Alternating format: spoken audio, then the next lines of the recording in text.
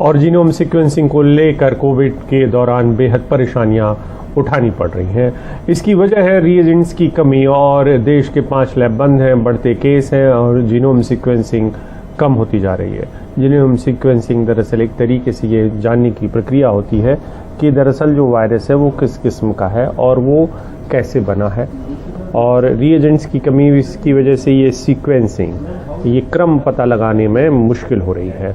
Fund की कमी की वजह से ये दिक्कत आई है। एनसीडीसी जो मूलतः ये काम करता है, एक संस्था है, एनसीडीसी के पास भी रीएजेंट्स की कमी है। पिछले महीने की तुलना में जीनोम सीक्वेंसिंग में 40% की कमी आई है। अब तक 1,60,000 केस की हो चुकी है जीनोम सीक्वेंसिंग। ओमिक्रॉन आने के बाद सिर्फ 25,000 जीनोम सीक्वेंसिंग हुई है। वायरस पर नजर रखने के लिए जीनोम सीक्वेंसिंग जरूरी होती है। जीनोम सीक्वेंसिंग से ही वायरस के बदलते स्वरूप की पहचान की जा सकती है, जैसे कि डेल्टा वेरिएंट है, कि ओमिक्रॉन है, कि कोविड।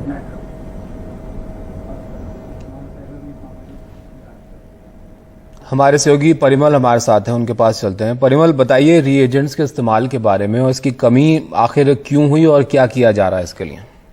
देखिए, दरअसल इसकी कमी सीधे तौर पे हमारी लड़ाई को कमजोर करेगा, जो कोरोना के खिलाफ हमारी लड़ाई है, क्योंकि ताबिश यहीं पे जो वेरिएंट है वो ऐसा नहीं है कि रुक जाएगा। वो वेरिएंट के बारे में कहा जाता है कि वेरिएंट हमेशा बदलता रहता है और नया वेरिएंट आते रहता है। हमने शुरुआती दौर से भी देखा, डेल्टा की भी बात थी, अल्फा की भी बात थी, ओमिक्रॉन की भी बात है, और ऐसा भी नहीं कि ओमिक्रॉन के आने के बाद ये मामला बिल्कुल थम जाएगा। वेरिएंट की पहचान के लिए जरूरी होता है कि जीनोम सीक्वेंसिंग सैंपल की जाए, और इसी के मद्देनजर हमने देखा कि जीनोम सीक्वेंसिंग के दम पे ही हमने नए वेरिएंट की पहचान की है। और जब तक हम वेरिएंट की पहचान नहीं करेंगे तो फिर लड़ाई हमारी कमजोर होगी। 5 लैब का बंद हो जाना अपने आप में एक चिंता का विषय है, जहां पे हमें ज्यादा जीनोम सीक्वेंसिंग करने की जरूरत है। ये जरूरी नहीं कि तमाम सैंपल्स की जीनोम सीक्वेंसिंग हो, लेकिन एक आइडिया, एक मोटे तौर पे समझने के पॉइंट ऑफ व्यू से कि वायरस कैसे आकार, प्रकार और व्यवहार अपना बदल रहा है, कोई नया वायरस, कोई नया वेरिएंट तो नहीं बन गया, इसके लिए जीनोम सीक्वेंसिंग बहुत जरूरी होती है। लैब बढ़ाने की बात यहां पर थी, और यहां पर अगर लैब बंद हो जाए रीएजेंट्स की कमी की वजह से, तो अपने आप में चिंता पैदा करने वाली बात है। और सीधे तौर पे जो स्वास्थ्य मंत्रालय के सूत्र हमें बता रहे हैं कि इसमें फंड्स की कमी की वजह से दिक्कत आई है। एनसीडीसी में भी फिलहाल 4-5 दिन से ज्यादा का रीएजेंट नहीं बचा है जहां पे जीनोम सीक्वेंसिंग की जा सके। और जीनोम सीक्वेंसिंग को लेकर, जैसा अभिषेक ने कहा कि वायरस की पहचान को लेकर, अगर वायरस अपना आकार, प्रकार, व्यवहार बदल रहा है, उसके जीन को समझने को लेकर ये एक सेट ऑफ केमिकल्स होता है जिसके जरिए हम समझते हैं कि वायरस में किस तरीके का बदलाव हुआ है और क्या कोई नया वेरिएंट बना है। तो इस चुनौती से फिलहाल जो है वो 2-4 हो रहा है भारत, और जिसमें सीधे तौर पे रीएजेंट्स की कमी बताई गई है। और रीएजेंट्स की कमी से दिक्कत ये आएगी कि सर्विलांस जो हमारा सर्विलांस का मैकेनिज्म है वायरस को समझने को लेकर, उसमें दिक्कत आएगी आने वाले वक्त में, और अभी भी फिलहाल वो दिक्कत का सामना करना पड़ रहा है।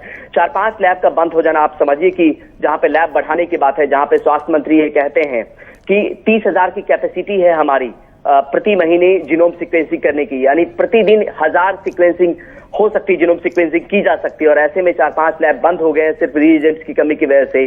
तो इस बात को सुनिश्चित करना बहुत जरूरी है कि रीएजेंट्स मुहैया करवाए जाए। और आमतौर पर जो ये रीएजेंट्स होते हैं वो इंपोर्ट किया जाता है। एक तो प्रेशर की वजह है कि तमाम देश जो है वो जिनकी जरूरत जो है इस वक्त बढ़ गई है, डिपेंडेंसी बढ़ गई जीनोम सीक्वेंसिंग को लेके, और दूसरी तरफ ये भी इशारा किया जा रहा है कि फंड्स की एक कमी है, समय पे जो ऑर्डर प्लेस नहीं किया गया, जिसकी वजह से ये दिक्कत आई है। साथ में ये भी हमें बताया गया है कि कई सारी मशीनें इंपोर्ट करनी थी, उस मशीन को भी इंपोर्ट नहीं किया जा सका है, और क्योंकि वहां पे फंड भी आ रहा है, और ये मशीन वो उस तरह की मशीन है जिसके दम पे हम जीनोम सीक्वेंसिंग को ज्यादा बढ़ा सके। हमने लगातार देखा है कि इसका दायरा जो है धीरे धीरे घटाया गया। पहले इंटरनेशनल पैसेंजर्स थे जिनकी जीनोम सीक्वेंसिंग कर रहे थे, क्लस्टर ऑफ केसेस की जीनोम सीक्वेंसिंग हो रही थी।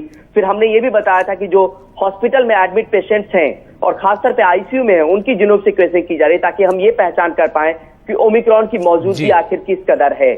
लेकिन यहाँ पर एक बात और जोर डालने वाली बात है कि मामला नहीं सिमट कर रहने वाला है। आने वाले वक्त में अगर इसी तरीके से रीएजेंट्स की कमी रही तो फिर अगर कोई नया वेरिएंट बनता है तो उसकी पहचान करने में हमें दिक्कत होगी, और ये काफी जो हमारी लड़ाई है कोरोना के खिलाफ उसको कमजोर कर सकती है।